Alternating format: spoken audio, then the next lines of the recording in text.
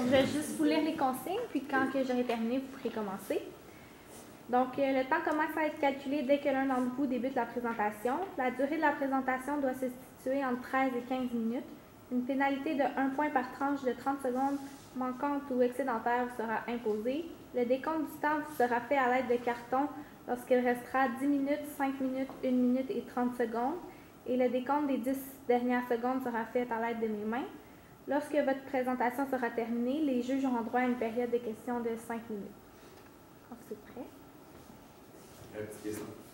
Les 10, 5, 1 minute. C'est sur 15 minutes. C'est sur 15 minutes. Ouais. Fait que 5 à reste 10. Ça fait 10 plutôt. Dès que tu montes des 45, ça veut dire qu'on a fait 10 minutes. Oui, c'est ça. Il dort dans ça paraît les chiffres, ça Ouais.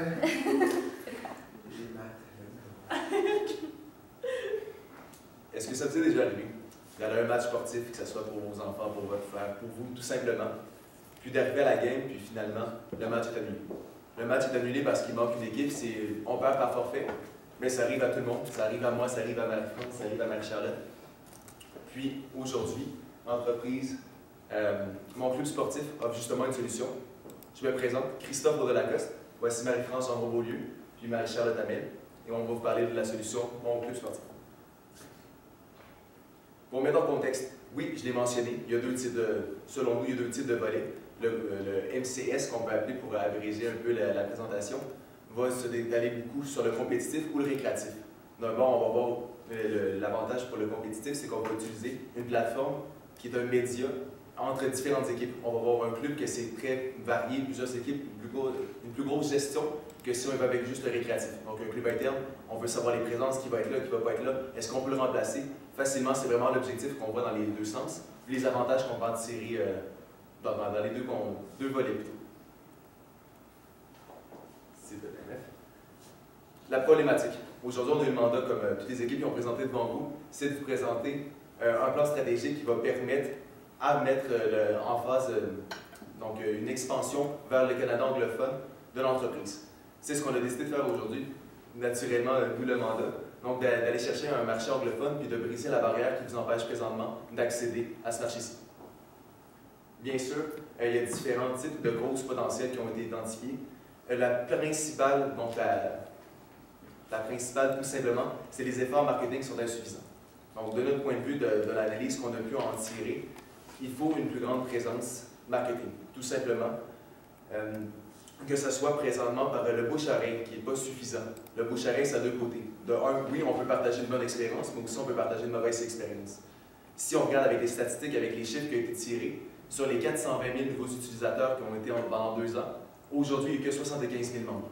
On peut en tirer une conclusion, que ce soit sur le service à la clientèle ou quoi que ce soit, mais je pense que c'est un constat qu'il faut se tirer, puis qu'on peut combler justement avec le marketing en allant chercher de plus, puis en attirant nos clients pour les garants. Nom de l'application francophone. Qu'est-ce qu'on veut dire ce PowerPoint? C'est que si on va vers un milieu anglophone, il faut qu'il y ait un sentiment d'appartenance avec le nom, définitivement. Avec mon club sportif, on ne pense pas que c'est le cas. Il faut vraiment plutôt axer sur MCS, qui peut vraiment être utilisé par un anglophone qui va comprendre aussi le sens vis-à-vis de mon club sportif. Finalement, la clientèle cible, on parle présentement de parents de 35 à 50 ans ayant un enfant entre 9 et 16 ans qui pratique du sport, qui est la définition, entre autres, qu'on nous a remis dans le document. On pense que ce n'est pas nécessairement justifié, puis on va vous expliquer un peu plus pourquoi, sur qui est-ce qu'on devrait, là, justement, s'orienter. Donc, c'est moi qui vais vous expliquer ça. Dans le fond, les grandes lignes de ce qu'on vous propose aujourd'hui, on vous propose de modifier un petit peu votre clientèle cible. Je vais vous expliquer comment. On vous propose de vraiment mettre l'accent sur les réseaux sociaux, ce qu'on a vu qui n'était pas fait beaucoup par le passé. Sinon, on va vraiment mettre l'accent aussi sur les commandites et un peu sur la radio. Donc, pour commencer, la clientèle cible. Nous, vu qu'on veut s'expandre dans le Canada, on vous conseille de viser premièrement l'Ontario, qui est notre voisin de gauche immédiat. Premièrement, parce qu'il y a une petite communauté francophone là-bas. Puis je crois qu'avec une application qui offre les 2 langues, ça va être un atout pour percer là-bas. Ensuite, présentement, on trouve que la clientèle cible, c'était beaucoup axé sur les parents, mais selon nous, il y a 2 volets d'utilisateurs. Il y a les parents, mais il y a aussi les coachs. De ce qu'on a compris, l'abonnement il est payé par les équipes sportives. Donc, il faut vraiment moins axer sur les parents et plus sur les coachs parce que c'est eux qui vont prendre la décision d'offrir cette application-là à leurs membres. Ensuite, comment les rejoindre, ces parents et ces coachs-là? Par les réseaux sociaux.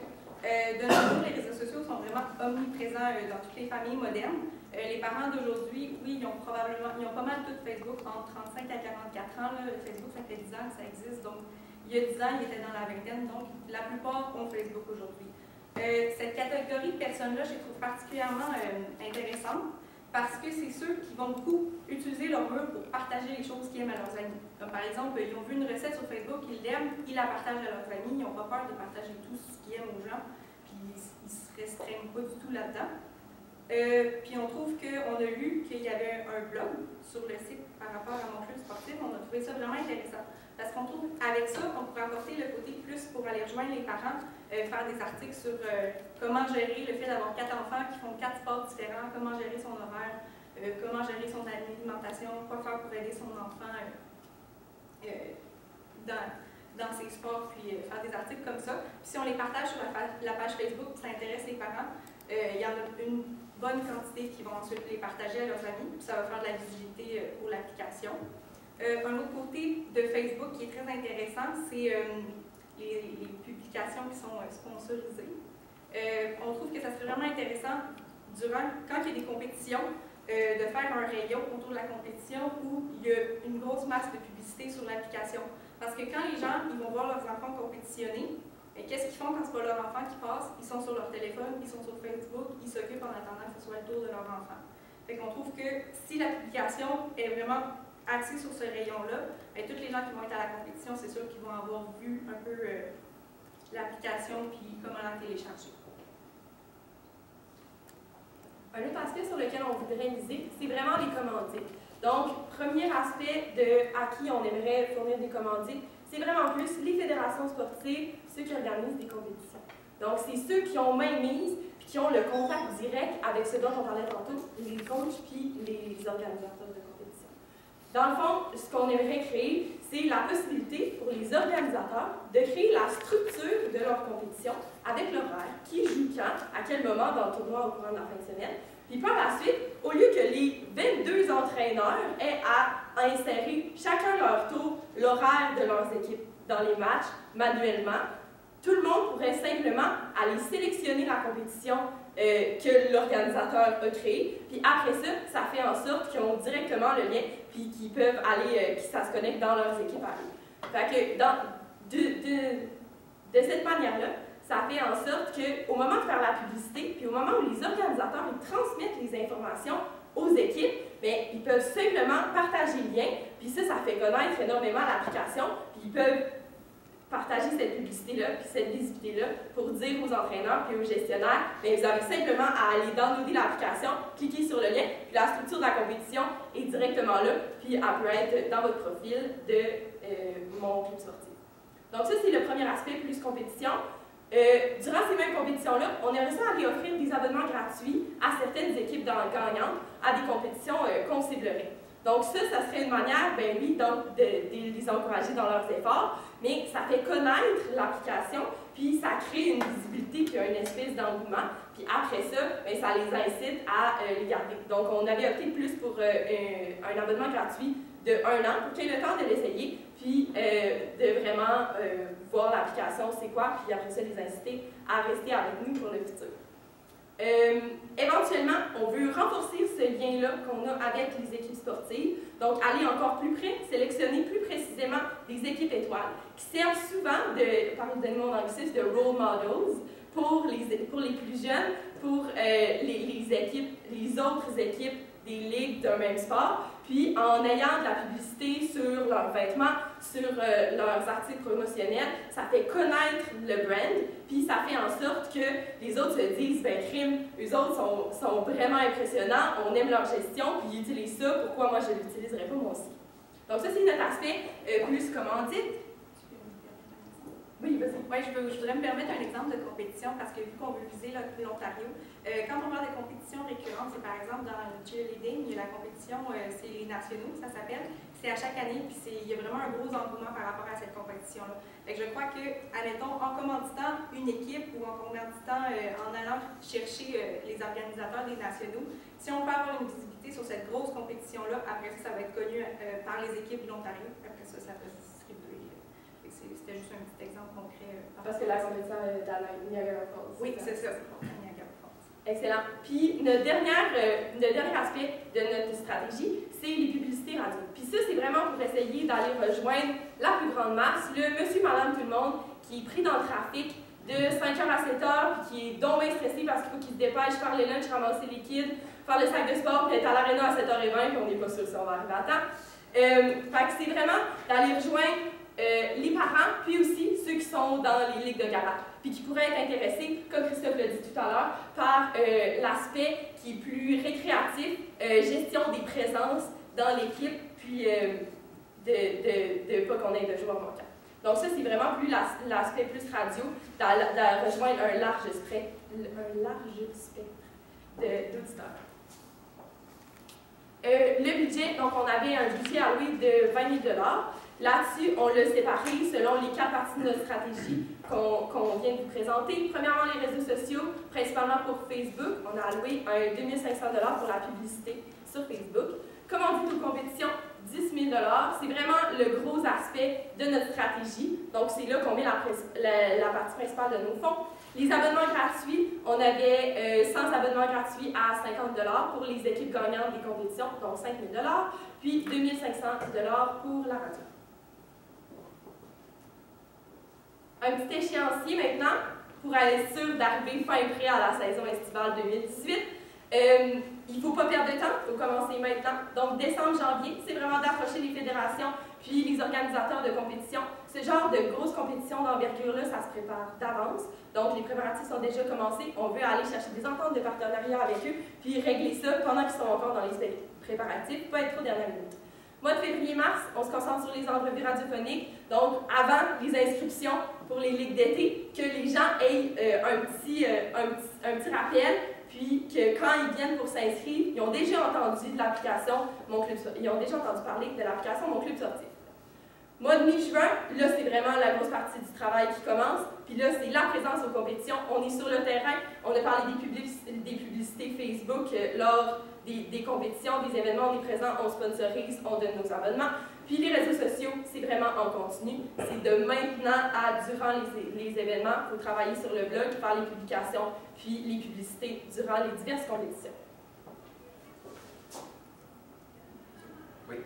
En bref, on estime qu'on a quand même bien ciblé le problème, la problématique, qu'avec les différents modèles les moyens qu'on vient de vous expliquer, qu'on est capable de régler, puis d'aller accrocher le l'Ontario.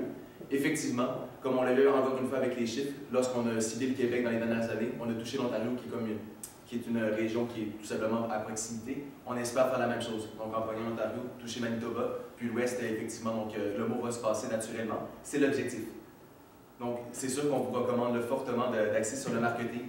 C'est l'élément clé qu'il vous faut. On estime que vous avez un excellent projet, puis il suffit juste de donner un coup de pouce supplémentaire dans ce sens-là pour atteindre le positif. Effectivement, puis d'avoir un produit que vous allez être fier, puis que tout le monde va être capable d'utiliser. Excellent.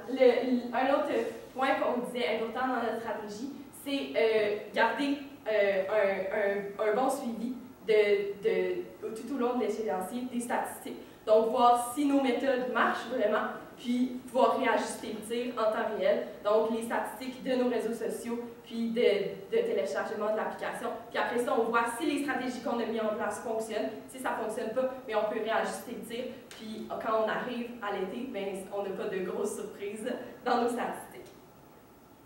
Sur ce, on est prêt pour vos questions. Bon, vous avez dit dans les réseaux sociaux, principalement la publicité sur Facebook. Est-ce que ce serait intéressant d'élargir ça aussi à d'autres réseaux sociaux ou ça ne vaut pas nécessairement la peine? C'est sûr qu'avec le budget qu'on avait, on a décidé de se concentrer sur Facebook parce qu'il y a beaucoup de gens maintenant qui vont voir leur actualité, mettons que ce soit les journaux et tout, ils voient ça sur Facebook, puis après ça, ils vont lire l'article. On s'est dit aussi qu'il y avait beaucoup de coachs qui étaient quand même assez jeunes, donc ça serait... Oui, il y a les parents qui s'occupent de leurs enfants, mais souvent ceux qui entraînent les enfants sont quand même assez jeunes. Fait qu'on pense que c'est comme ça qu'on va pouvoir aller rejoindre les coachs et qui en parlent à leur gestionnaire, qui disent « Regarde, j'ai vu ça, ça serait peut-être intéressant qu'on l'utilise, ça va peut-être nous aider à structurer un peu, mettons si on a 10 équipes de différents niveaux, structurer un peu le club comme ça. » Donc c'est pour ça qu'on a décidé de miser sur Facebook d'abord, surtout avec la clientèle cible qui était de 35 à 44 ans. Mettons Snapchat, on trouve que c'est ces clients-là utilisent moins cette application-là. Si on pense Instagram, c'est une application, mais c'est moins des photos. On commencerait vraiment par Facebook. Le contenu sur Facebook aussi peut être plus développé que sur exemple des photos d'Instagram ou Snapchat qui est vraiment en temps réel. Donc c'est vraiment un média qui va nous permettre de rejoindre avec une plus grande importance. D'informer, surtout.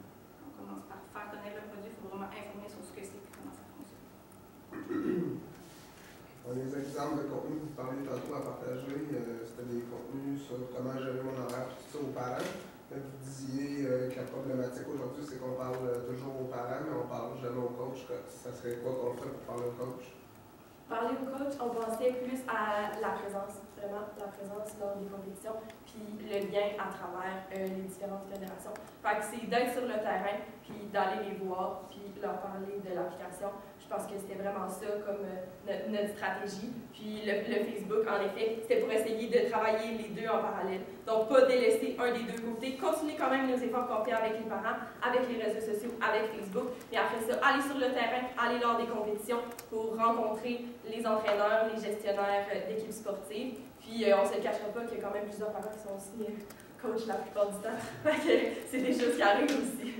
Comme on l'a dit, avec l'abonnement gratuit pour les équipes qui gagnent, on espère que ça va vraiment donner un exemple que cette équipe-là est vraiment le fun, elle a eu ça, elle utilise ça. Peut-être que moi, ça irait mieux si je pourrais mieux gérer mon équipe si j'utilisais cette application-là moi aussi. C'est ça qu'on veut. Au niveau des mesures de contrôle, vous avez pensé à quoi?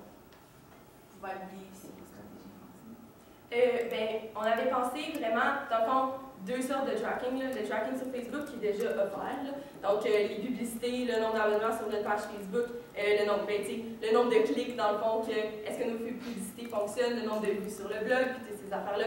Puis après ça, vraiment plus le téléchargement de l'application, combien d'équipes, puis ils sont situés où aussi, est-ce qu'on rejoint vraiment le marché de l'Ontario, puis c'est quoi les impacts sur le reste du Canada après ça. Puis si je peux me permettre aussi, il y a une façon de le faire avec l'application en tant que telle. Alors, on a déjà des statistiques qui chiffrent qui est-ce qui s'inscrit, quel sexe qui s'inscrit, quelle tranche d'âge. Donc on peut vraiment valider en temps et lieu avec l'application. Vous estimez les retombées à quoi une fois qu'on a mis ce beau 20 000 $là? Pour être franc, c'est difficile à chiffrer un projet qui va être comme ça, étant donné qu'il y a tellement de circonstances, tellement de facteurs. Si on regarde présentement avec 75 000 membres qui sont principalement au Québec, Québec, c'est quoi? C'est le quart, plus ou moins le 5e au Canada. On peut dire une augmentation au fur et à mesure en termes de croissance. Je ne voudrais pas bullshitter ou dire n'importe quoi, mais c'est vraiment cette perspective. C'est un bon politicien, c'est parfait. Merci beaucoup. Merci à vous. Merci à vous. Je suppose qu'on y va, puis that's it. Mais là, on va